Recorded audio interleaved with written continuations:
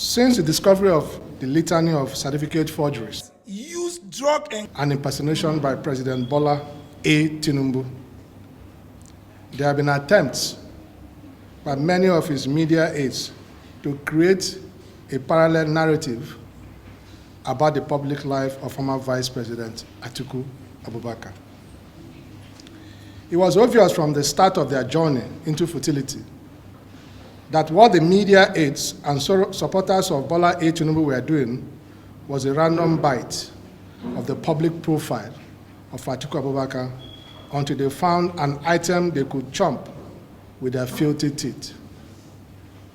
It was amusing watching them running kitty kata, like a person will drink water, no one drop cup, as we say in Nigeria parlance, of a restless soul on a fruitless journey. So, eventually they found that the affidavit that Atiku Abubakar deposed to in August 18 of 1973, that is 50 years plus ago, wherein expressed his wishes to be publicly known and addressed as Atiku Abubakar, was signed on a Saturday. And voila, the APC errats found what they have been looking for, ostensibly so. For them, it is important that the person called Bola A. Tinubu was discovered to be the name of a female. Nor was it important that Bola A. Tinubu forged a certificate he submitted to the Independent National Electoral Commission, or that Bola A. Tinubu is the guinea pig student of the Government College Lagos, who was used to test run the school 4 years before it was founded.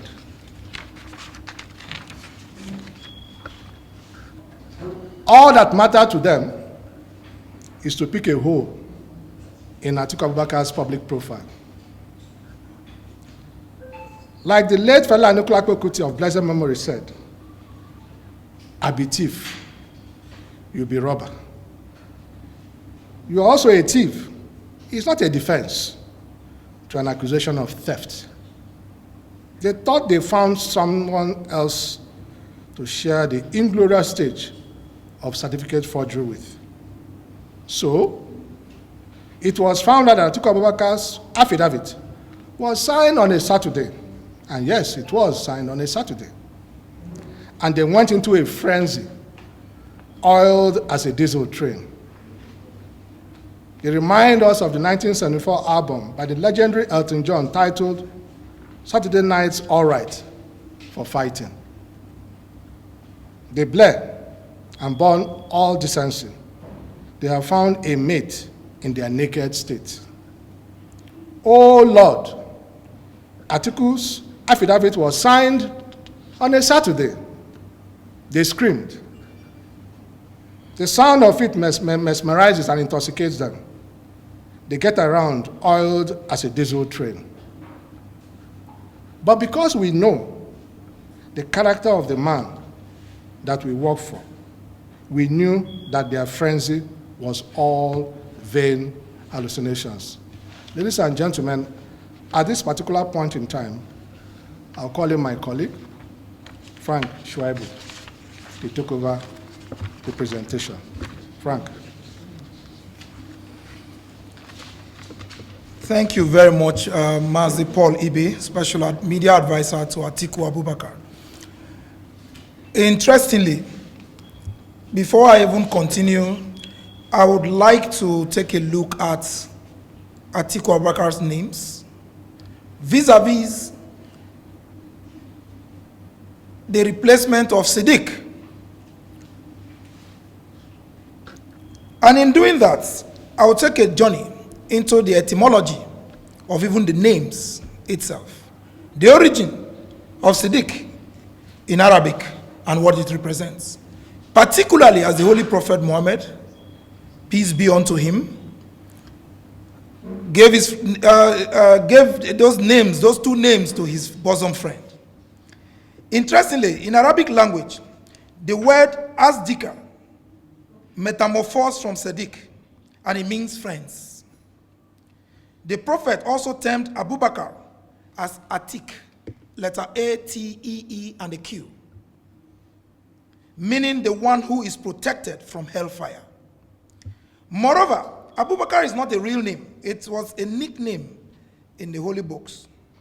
The prophet's friend's real name is Abdallah, and in Arabic, any name with Abu in front of it is usually a nickname. Like the Saudi crown prince is called Abu Razaz. In English, father of the bullet. Abu Bakr means father of the young camel. Well, we'll get to that. For those who know me as a teacher, they would understand where I'm coming from. So I will return to our research. We conducted a research into the registry of the Lagos State High Courts in the same year they claimed, or the affidavit of Atiku Abubakar was signed on a Saturday, to see if it was really an absurdity to have court papers signed on a Saturday. The outcome of our findings showed clearly that there are court papers that were signed on Saturdays in the year 1973. Atiku Abubakar's affidavit was not the only one signed on Saturday, as the con men would want you to believe. Here and now, we shall show you the slides of our findings. Please, I need the cameras to return to this screen.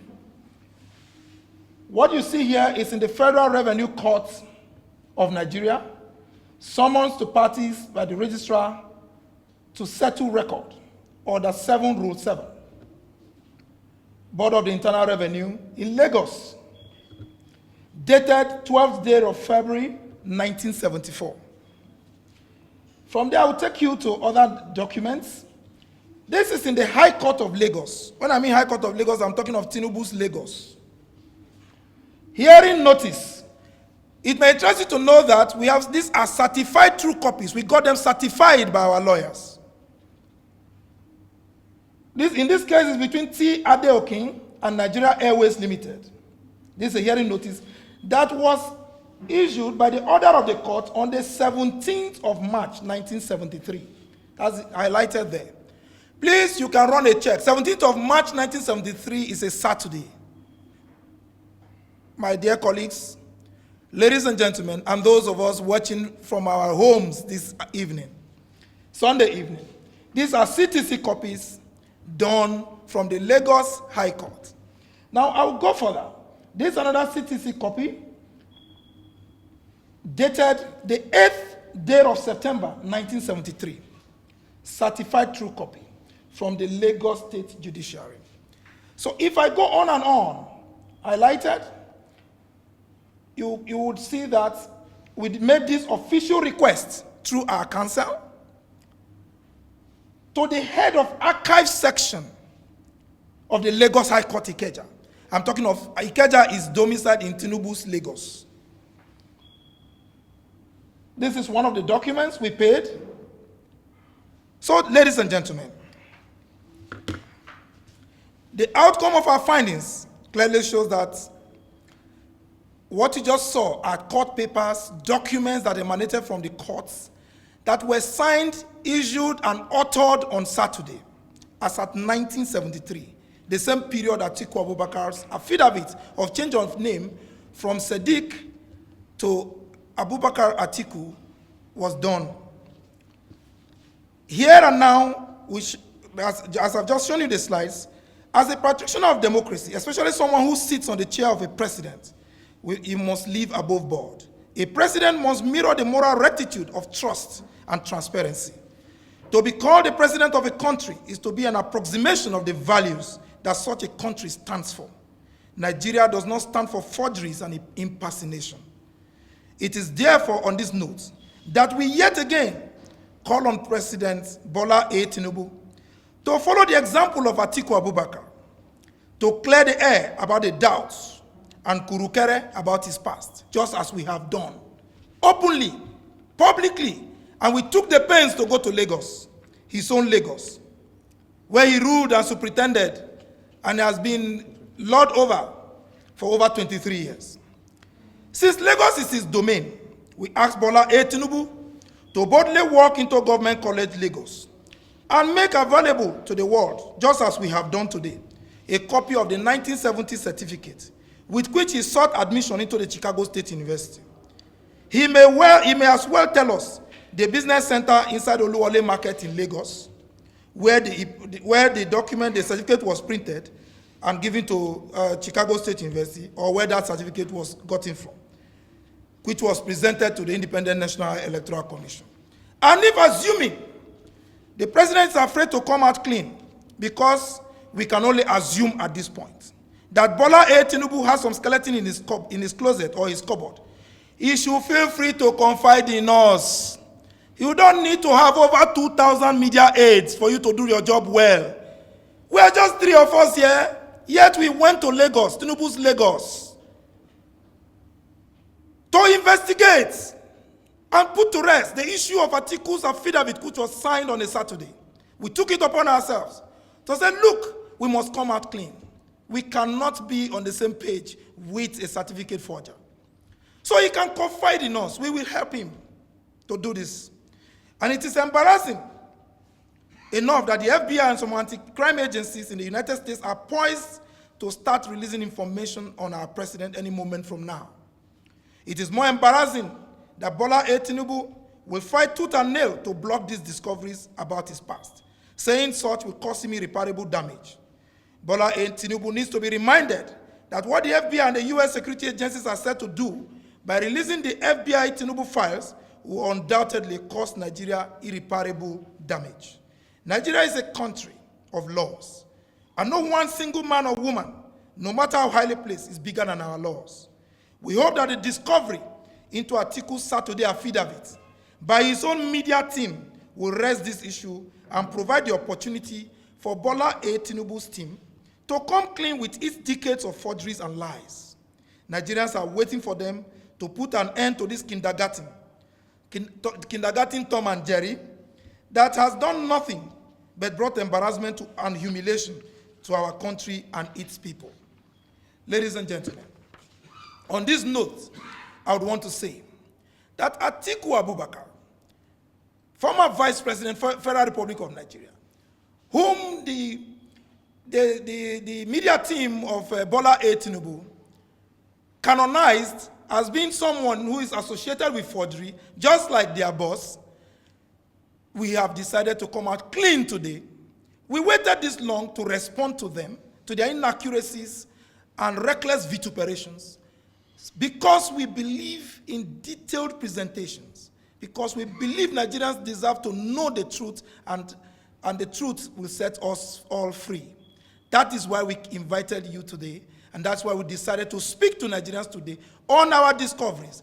This is discovery number 2. You remember we went to Chicago. We brought discoveries. At least in Chicago, when we brought out the documents from Chicago, we knew whether somebody attended a university, either as a male or a female, and so many other inconsistencies and incongruities in those documents and those revelations we saw there. Today is another day of discovery. We have proven to Nigerians that Atiku's affidavit that was signed on a Saturday, it is not a forgery. We have proven and shown court documents.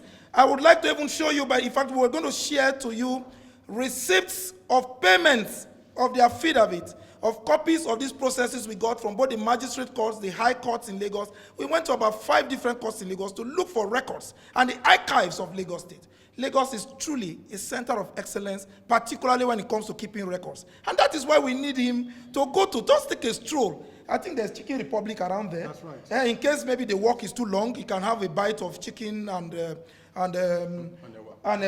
combination or whatever, you understand, with corn or agbado and all of that. And, take a break, rest a little, then he will get for us a copy of that certificate that he was issued in advance from Lagos State, Government College Lagos, even before the school was established. Thank you, ladies and gentlemen, and God bless you. We'll take questions going forward for, I think, 3, 4, 5 questions before we close the press. We are before the courts of public opinion, and we are before our courts, the courts in the land. And interestingly, you know that if you are an athlete, I don't know if you have seen an athlete before, if an athlete is accused of doping, and investigations prove that an athlete used drug-enhancing performance-enhancing drugs to win a race, what does the Athletics Federation, what Athletics Federation or Athletics Federation for the Almighty and our esteemed justices to decide? God bless you. Thank you, ladies and gentlemen. Just for historical perspective, did attempt, I think it was supposed to start March, to bring back Saturday as a working day in Lagos.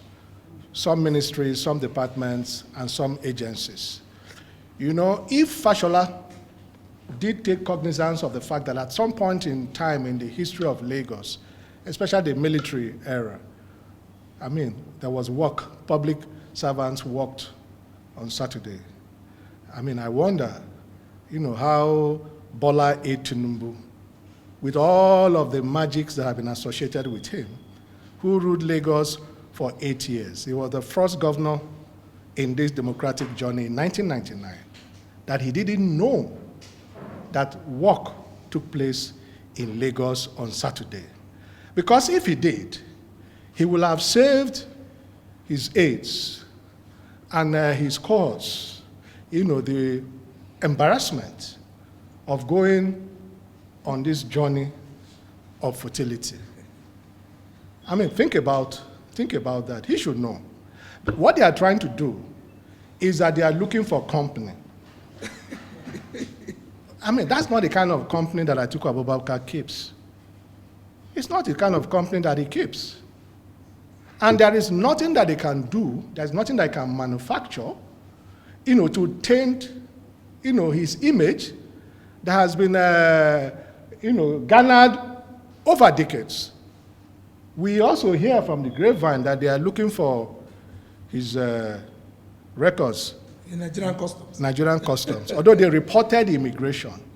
And that was wrong reporting. He worked in the Nigerian customs. Well, that's their headache. It's not the headache of Atiku Abubakar. And they did say that the records of 1990 or thereabout, that was what they were able to get. They couldn't get it. It shows that clearly that Atiku was not the only person involved. I mean, the federal capital was moved from Lagos to Abuja at some point in time, maybe because of the nature of our institutions and archival system. It has not been able for them to ensure that all of the records from as far back as the 50s and the 40s were properly documented and brought to Lagos. But we will encourage them not to go on any further discovery. I mean, they are being an embarrassment unto themselves because they don't even know the history of the public service, in Nigeria. I mean, that is shameful. And like the Yorubas will sing, "Eni jale lẹ́ẹ̀kan, tó bá dàrọ́ borí, aṣọ olè ló dàbọ̀ra." It is clear. Gani Fáyẹ̀mí started it. We are here today. We wish Nigeria the best. God bless Nigeria. Thank you very much. Thank you for coming. Questions?